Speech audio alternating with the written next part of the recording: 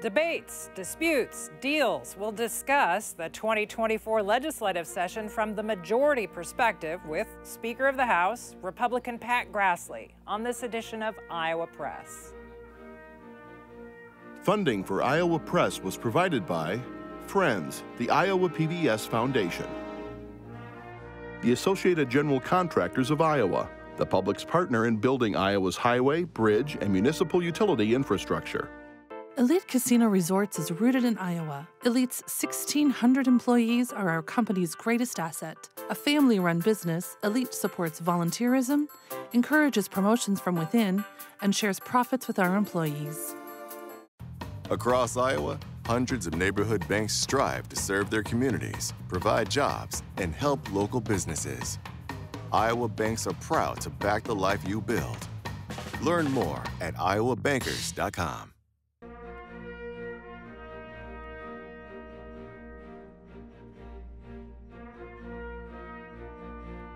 For decades, Iowa Press has brought you political leaders and newsmakers from across Iowa and beyond, celebrating 50 years of broadcast excellence on statewide Iowa PBS. This is the Friday, April 26th edition of Iowa Press. Here is Kay Henderson. You may have been sleeping last weekend when the Iowa legislature concluded the 2024 session at 4:23 a.m. The person who hit the gavel to signify the end of that session is with us today. House Speaker Pat Grassley is in his 18th year in the Iowa House of Representatives. He's a Republican from New Hartford. Thanks for joining us again at the Iowa Press Table. Glad to be with you. Also joining the conversation are Katerina Sestarik of Iowa Public Radio and Aaron Murphy of the Gazette in Cedar Rapids. So Speaker Grassley, shortly before you hit that gavel, in your closing remarks, both you and Majority Leader Matt Winchell, a Republican colleague of yours, described this as a tough legislative session. How much of that was due to the Area Education Agency bill and proposal and discussion, and just how much, if you could, tell us how much that debate sort of stole attention from other topics and other debates over the 4 months you all were in session? And I think when you look at that issue, was that a factor in the difficult session? Of course it was. I would also say we've had the majority now for well over 10 years, you know, going into doing, we've done a lot of good things, we've done a lot of hard things, but the things that we have left to do that are kind of on the to-do list or a part of some of the things that we want to get done are the hard issues. And so we know that tackling an issue like that, the way we did this session, was going to take time, was going to take energy. I wouldn't say it's all directly towards that. We had 24 new members of our caucus. It's an election year, a large majority in the Senate. And when you have a lot of personalities at the table, you know, sometimes sessions go a little bit longer. But looking back on it, we were able to achieve some good things, especially from the House perspective.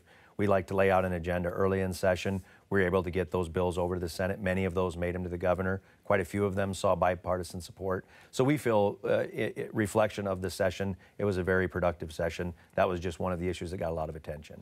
And on that, one other question on the AEA bill. We've seen some recent reporting from the Des Moines Register about staff turnover there. Since January, 350 staff have voluntarily left AEAs across the state since then. Was that an expectation of yours as this bill was passed, or does this surprise you, Hanil? Well, my understanding was there was some restructuring already going on behind the scenes as far as changing in roles, within the organization, within the AA itself, modernizing the way the system has been. And I think really when you sit down and look at it, we haven't had a full review of the AAs. We've had studies and other things done in the past. This has been around for decades. And so as we went in to look at it this year, we really wanted to make sure one thing came from it, because the objective was not to go in and just fire a mass group of people. That was not the objective of the bill. We wanted to make sure as we were given local control to our school districts over some of those dollars being property tax dollars that they collect, as well as protecting special ed services. In the bill we passed out of the House, and that ultimately made it in the final agreement, we protected special ed services for school districts to use the AAs.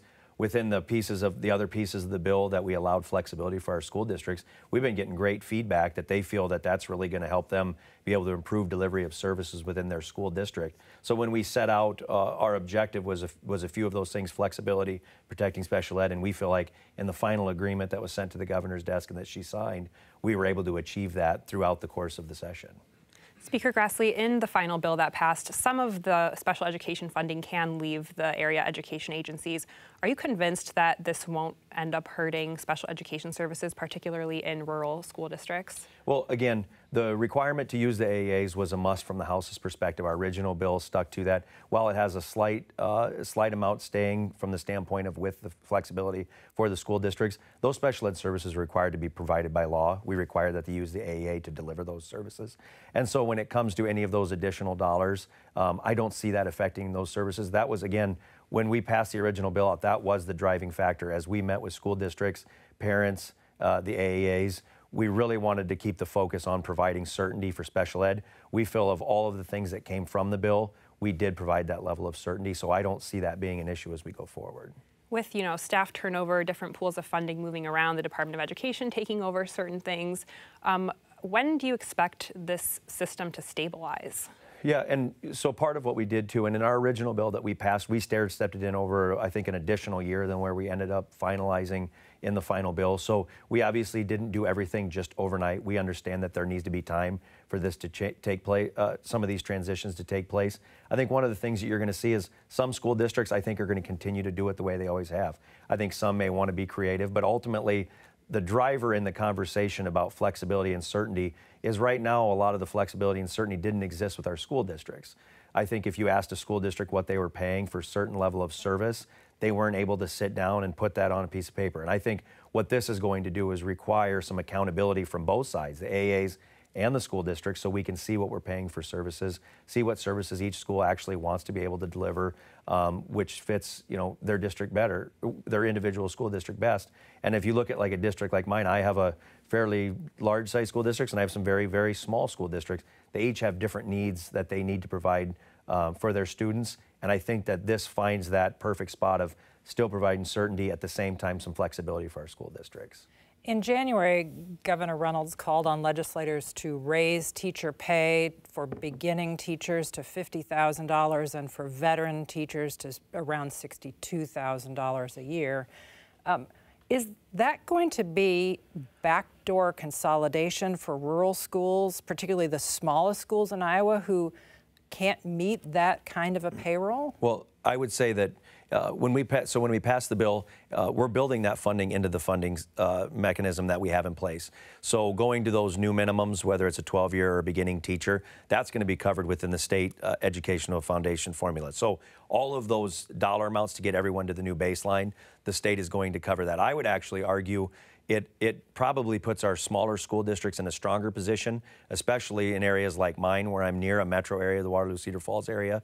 You have them having the ability to pay a lot more because of the enrollment and other draws that they have on property tax and other things.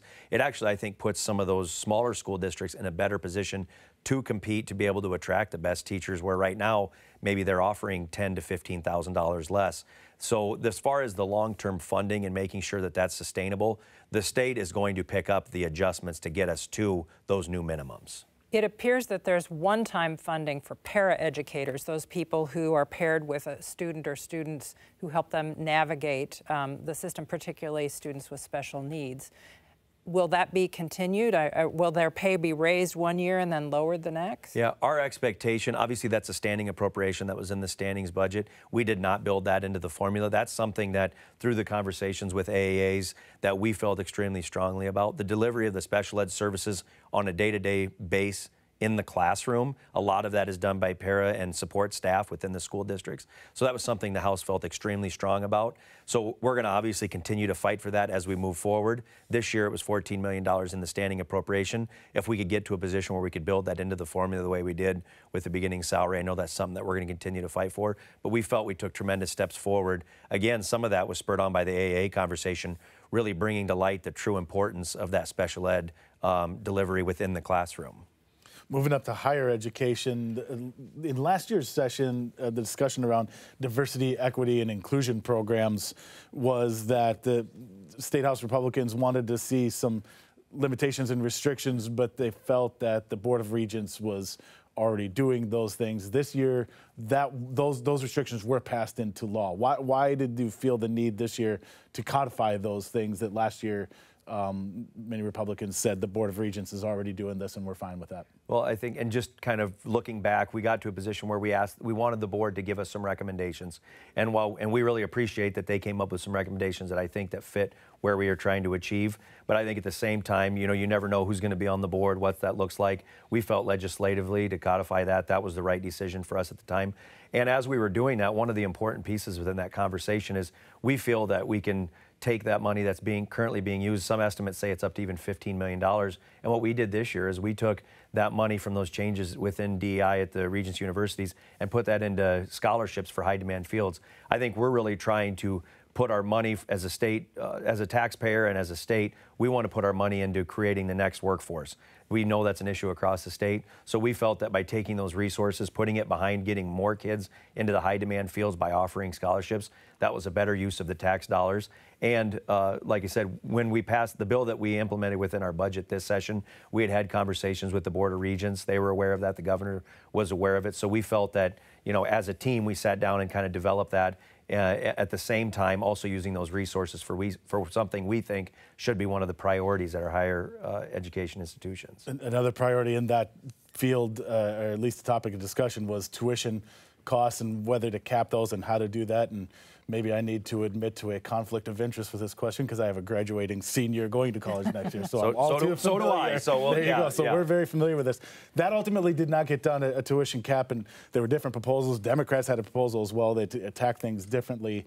Is that something that you would still like to see happen legislatively? Yeah, I think that's something we have to continue to talk about. We had two pieces of a bill that we passed out of the House that went to the Senate. One of the pieces was a cap, and the other one was a tuition freeze in general. I think in the past we've looked at tuition freezes, and the problem, we've done those in such short increments that the institutions of higher education have enough reserves that they can kind of withstand it. What we wanted to do is look at more of a long-term freeze, which really should decrease the cost to deliver the education. If you have to really sit down and think, well, over the next 5 years, we're limited to 3% growth, which our bill did, they're really going to have to make sure they're more efficient in delivery of education. So I think that's something we're going to continue to talk about. But as far as those issues go, those are going to continue to be House Republican priorities. But we feel we took some good steps forward, providing relief through scholarships at this point. But I really do think we need to continue to look at a freeze and those other caps to provide certainty for the students going into those institutions. And just real quick before we move on from that, one thing we inevitably hear in that discussion is the question about funding from the state, and the argument is that it's difficult to keep tuitions down because the state is not funding the regents like they used to. Can there be more funding, or is that not the solution to your mind? As a former appropriations chair, there's other pots of money in which we support our regents institutions significantly. We have the RIF fund, which is gambling dollars, which is used for bond replacement. I don't remember the exact number off the top of my head. At one point, I think it was 30 to 40 million. If that's butchered, then that's 5-year-old information I'm trying to go off of. But we've done a significant amount of tuition replacement with that. We provide a lot of money for infrastructure through the RIF fund. So there's other pots of money in which the legislature makes investment in higher education. And I think some of it, as we started last year with these scholarships for high demand fields, I think we're really trying to get more towards encouraging outcomes that'll help fill the workforce needs in the state. So maybe they aren't just general fund appropriations, but we are putting more money into the system of higher education. You passed a law that will let state and local police arrest and deport some undocumented immigrants.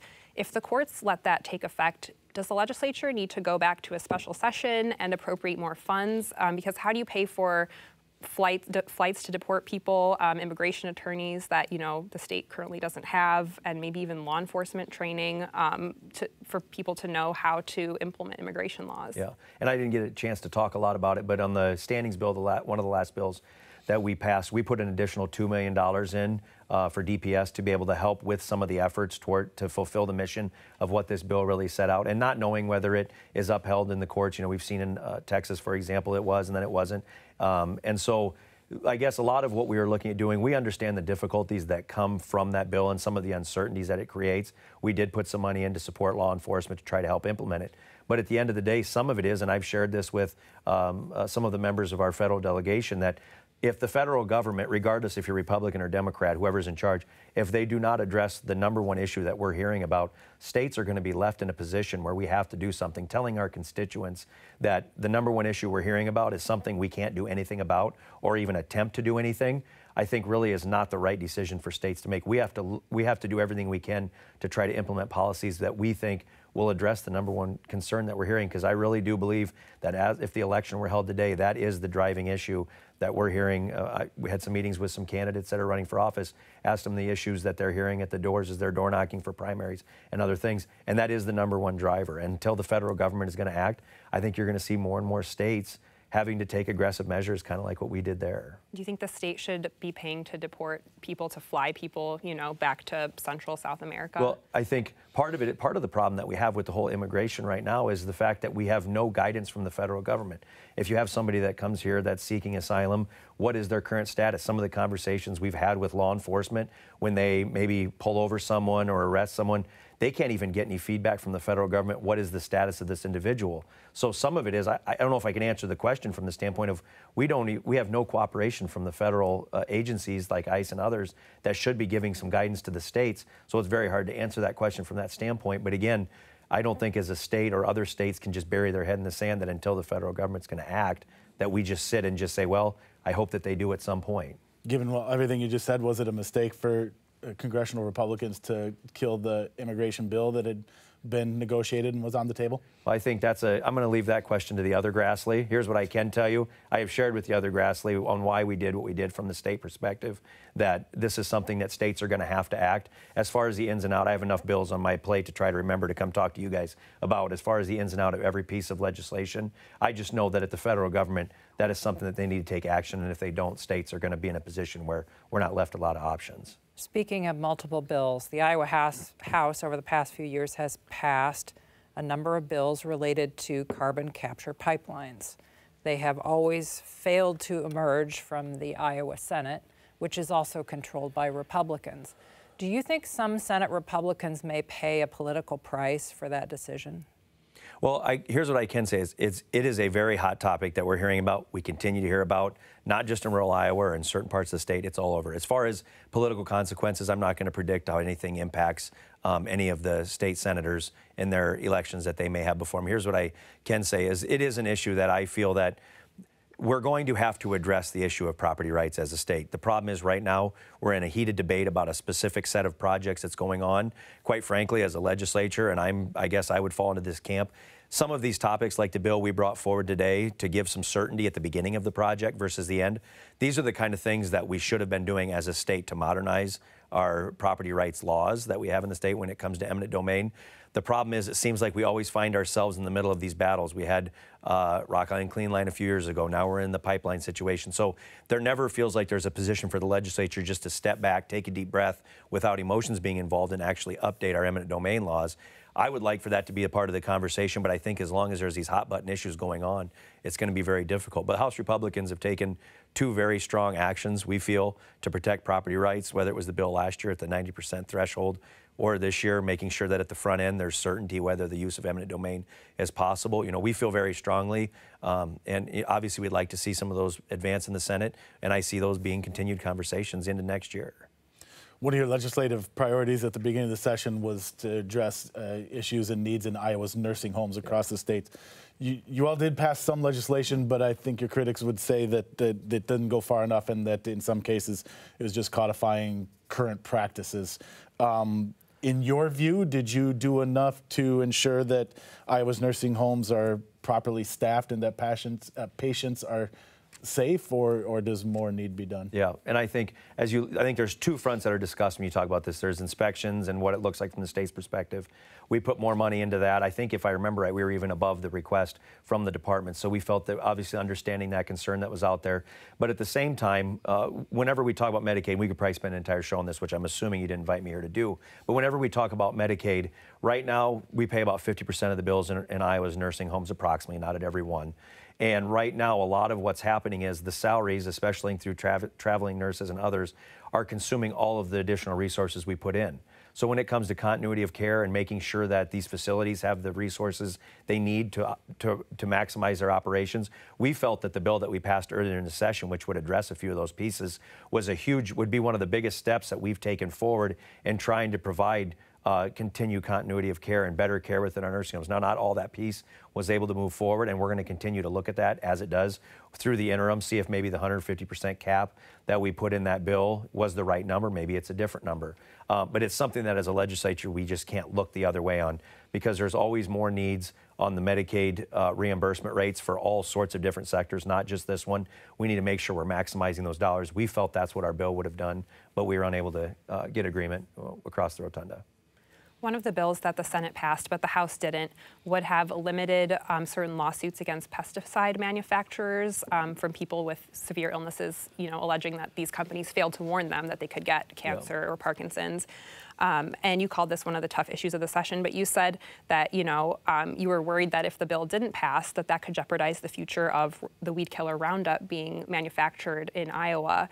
But we heard from opponents that the lawsuits from Iowa only make up 1% of those lawsuits. So how would limiting those ensure the future of Roundup in the state? Well, I think, I don't, just to make sure that I'm clear in what I'm saying, I'm not questioning what you're saying. I think that is what I said. What I think is, I think we'll have access to that product as in general. The question is, where are we going to get it? Currently, if you want to buy Roundup from Bayer, that's going to be a product that's made in Iowa. It's a North American product and feeds quite a bit of North America's, the production of it in North America. Here's what I can say about the bill is, yes, it was a very difficult issue trying to decide where to land on that. I think if you've seen some of the impacts that it's had on Bayer as a company, we have to realize it is having an impact, and the largest facility they have in creation of Roundup here in the state is in Iowa. So the question gets back to me is, where do we want to source our things within agriculture? It could be Roundup or this herbicide in this instance. It could be something else some other time.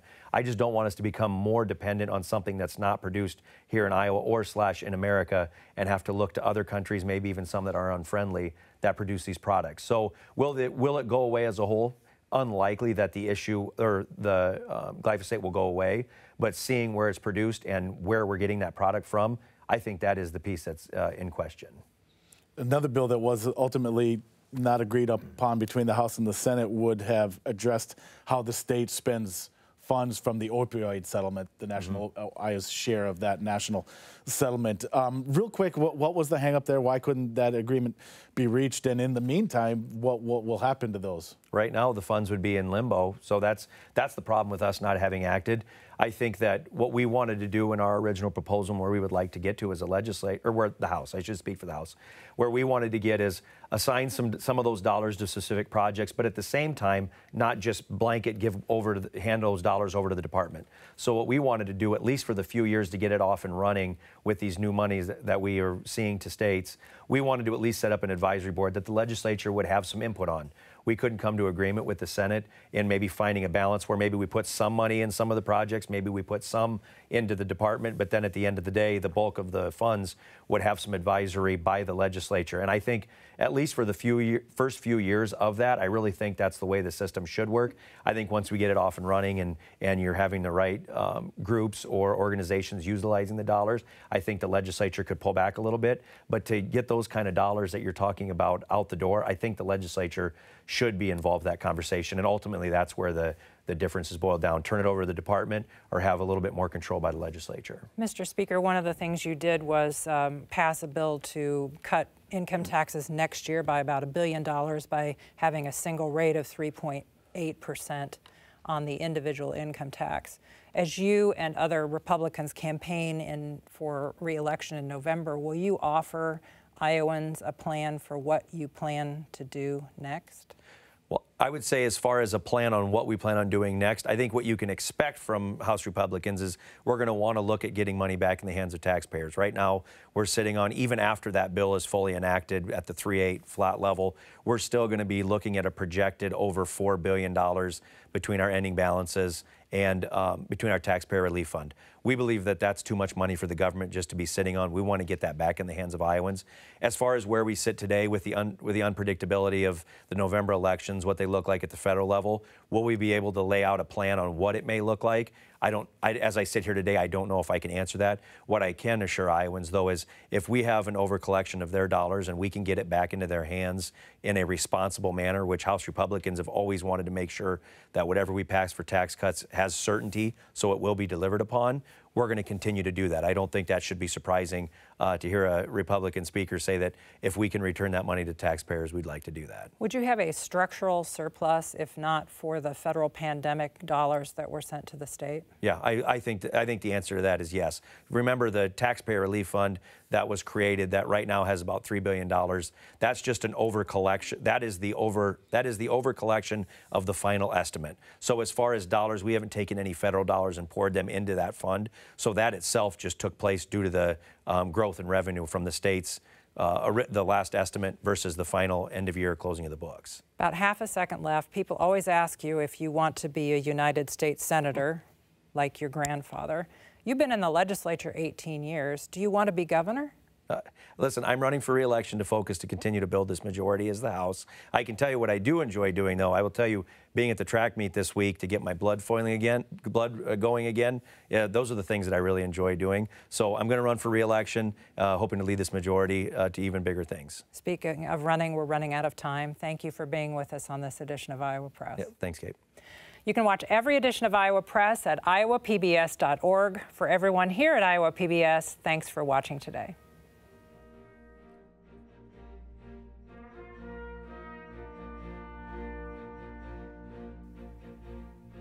Funding for Iowa Press was provided by Friends, the Iowa PBS Foundation, the Associated General Contractors of Iowa, the public's partner in building Iowa's highway, bridge, and municipal utility infrastructure. Elite Casino Resorts is a family-run business rooted in Iowa. We believe our employees are part of our family, and we strive to improve their quality of life and the quality of lives within the communities we serve. Across Iowa, hundreds of neighborhood banks strive to serve their communities, provide jobs, and help local businesses. Iowa banks are proud to back the life you build. Learn more at iowabankers.com.